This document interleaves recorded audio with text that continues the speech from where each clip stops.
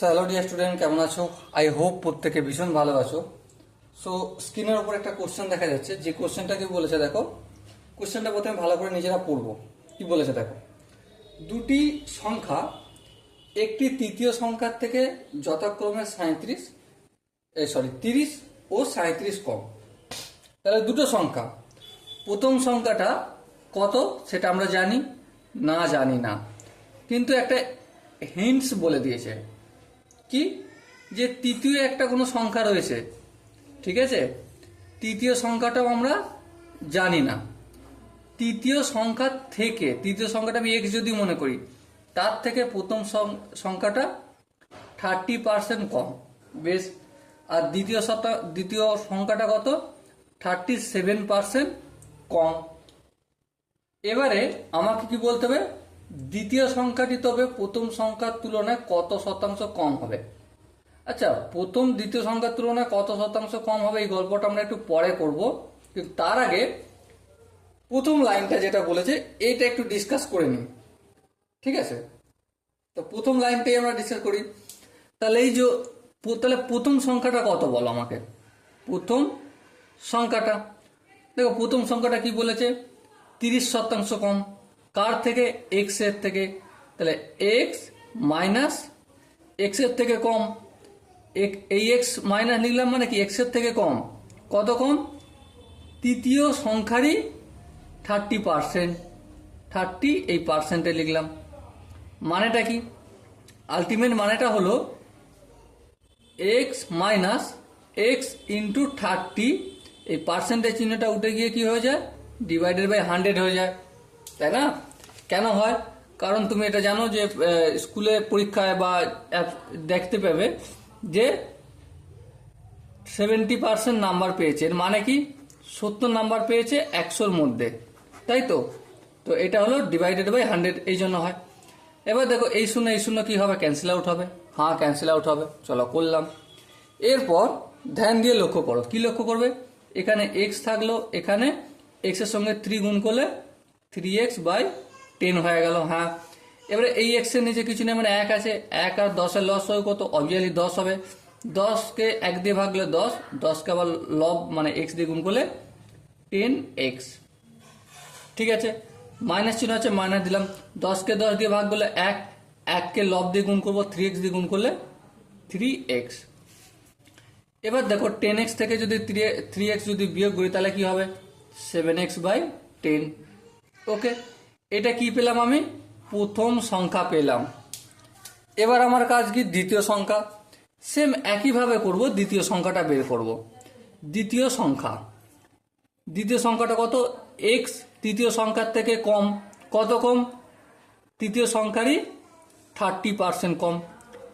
তৃতীয় সংখ্যার থেকে এই এক্স মাইনাসটা কেন লিখলাম, কারণ দেখো বইতে একটা কথা ভালোভাবে লেখা রয়েছে, তৃতীয় সংখ্যার থেকে কম, এই কথাটার মান হচ্ছে এক্স মাইনাস। কত কম? তৃতীয় সংখ্যারই 37%, মানে তার 37%, মানে তৃতীয় সংখ্যার 37%, সেই জন্য এক্স ইন্টু 37% লিখলাম। ওকে, চলো এবারে কাজ করি। এক্স মাইনাস এক্স ইন্টু 37, এই পার্সেন্টেজ চিহ্নটা উঠে গিয়ে ডিভাইডেড বাই 100 হয়ে গেল। হ্যাঁ, এবার দেখো এক্স মাইনাস এক্স এর সঙ্গে 37 যদি গুণ করি তাহলে কি হবে, 37x হবে বাই 100। এবার এক্স এর নিচে কিছু নেই, মানে 1 আর 100 লসাগু, অবভিয়াসলি 100। 100কে এক্স দিয়ে গুণ হয়ে যায়। হ্যাঁ, কারণ নিচে 1 থাকলে কি হয়ে যায়, 100কে যদি 1 দিয়ে ভাগ করি 100 হবে ভাগফল, আর ভাগফলকে লব অর্থাৎ এক্স দিয়ে যদি গুণ করি তাহলে কি হবে, 100x মাইনাস 100কে 100 দিয়ে ভাগ করলে 1কে যদি 37x দিয়ে গুণ করি অবভিয়াসলি 37x হবে। আশা করি এখানটা বোঝা গেছে। এবার দেখো 100 যেমন নিচে হর বসে গেল, 100x থেকে 37x যদি বিয়োগ করি কত হবে, 63x। এটা কি পেলাম আমরা, এটা দ্বিতীয় সংখ্যা পেলাম। তাহলে এটা হলো আমাদের প্রথম সংখ্যা, আর এটা হলো দ্বিতীয় সংখ্যা। অঙ্ক কি শেষ? না, অঙ্কের এই যে ফার্স্ট লাইনটা রয়েছে না, ফার্স্ট লাইনে কি বলেছে বলো, দুটি সংখ্যা একটি তৃতীয় সংখ্যার থেকে যথাক্রমে 30 ও 37% কম। এই যে কথাটা বলেছে, এই কথাটার মানেটা আমি তৈরি করলাম এখানে। এরপর আসল অঙ্ক করব। কি বলেছে? দ্বিতীয় সংখ্যাটি তবে প্রথম সংখ্যার তুলনায় কত শতাংশ কম হবে। তাহলে কত কম হবে সেইটা আগে বের করি। হ্যাঁ, কত কম, কি বের করছি আমি এখন? কত কম কোনটা? এই দ্বিতীয় সংখ্যাটা কত কম প্রথম সংখ্যার থেকে। তাহলে প্রথম সংখ্যাটা বড়, তাহলে বড়টা আমি বিয়োগের সময় প্রথম লিখব, আর তারপর এই দ্বিতীয় সংখ্যাটা লিখব। কত কম কিভাবে বের করলাম? প্রথম সংখ্যার থেকে কম। কোন সংখ্যাটা? দেখো বইতে বলেছে প্রথম সংখ্যার তুলনায় দ্বিতীয় সংখ্যাটি তবে প্রথম সংখ্যার তুলনায় কত শতাংশ কম। আমি শতাংশটা একটু পরে কথা আলোচনা করব, কিন্তু আপাতত দ্বিতীয় শতাংশ কম প্রথমটির তুলনায় কত সেইটা বের করছি। ওকে, এবার দেখো 10 আর 100 লসাগু, অবভিয়াসলি 100 হবে। 100কে 10 দিয়ে যদি ভাগ করি 10 হবে, 10কে যদি 7x দিয়ে গুণ করি 70x হবে। বেশ, মাইনাস 100কে 100 দিয়ে ভাগ করলে 1 হবে, 1কে যদি আমি 63 দিয়ে গুণ করি অবভিয়াসলি 63xই হবে। বেশ, বোঝা গেল। 70x থেকে যদি 63x বিয়োগ করি তাহলে কত হবে? 7x/100। এটা কি হলো? কত কম সেটা করলাম। এবার আমাকে কি বের করতে হবে? এবারে আমাকে কত শতাংশ কম বের করতে হবে। দেখো এখানে একটা জিনিস, খুব ইম্পর্টেন্ট জিনিস আমি দেখাবো। নিচে এটা লব আর হর,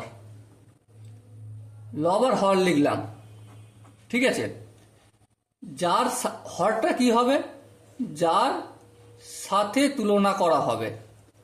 হরে কে বসবে? যার সাথে তুলনা করা হবে। আর লবে কে বসবে? যা কে তুলনা করা হবে, যা কে তুলনা করা হবে। কথাটা মনে থাকবে? লবে কে থাকবে? যাকে তুলনা করা হবে।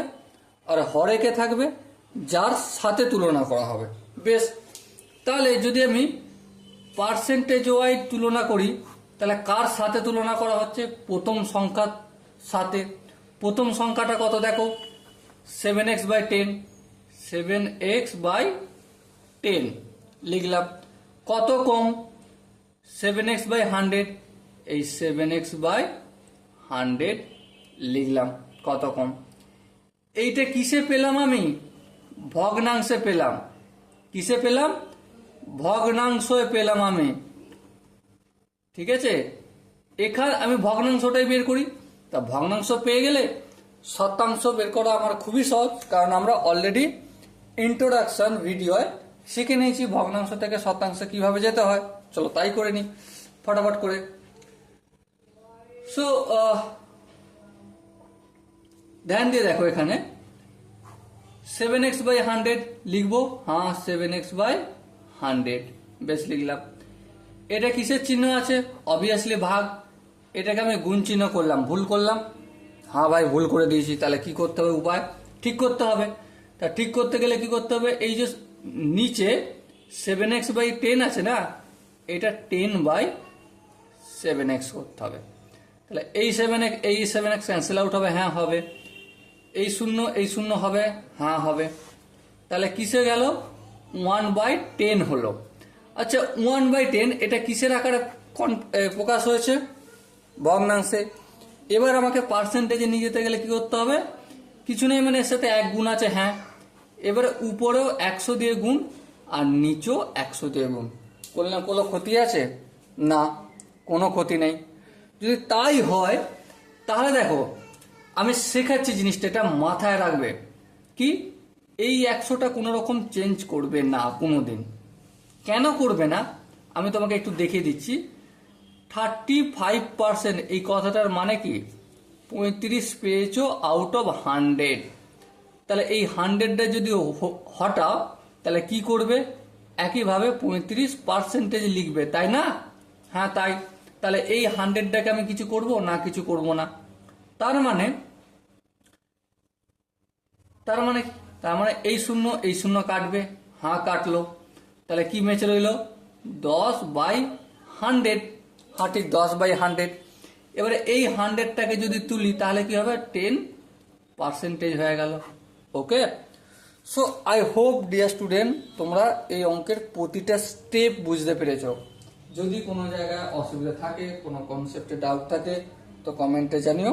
আমি প্রতিটা কমেন্ট পড়বো এবং তোমাদের সাথে অন্য একটা ডেডিকেটেড ভিডিও নিয়ে এসে ডিসকাস করব তোমাদের প্রবলেমটা সলিউশন নিয়ে। ওকে, সো ডিয়ার স্টুডেন্ট দেখা হচ্ছে পরের সেশনে। ততক্ষণ পর্যন্ত ভালো থেকো, সুস্থ থাকো এবং জয় হিন্দ।